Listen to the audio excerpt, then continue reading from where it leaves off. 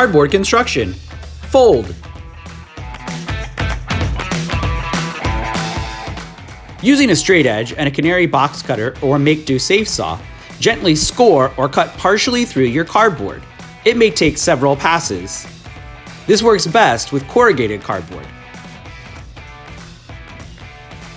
You will then be able to gently fold along the lines that you have created. You can also use a make-do fold roller tool to make folds in your cardboard.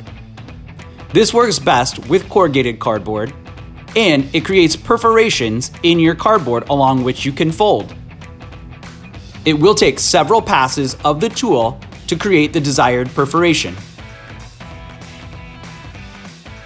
Once you have completed the lines, gently fold along the perforation to create your folds.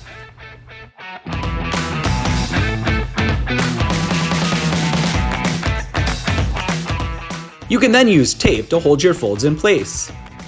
I'm using my folds to create a triangular prism.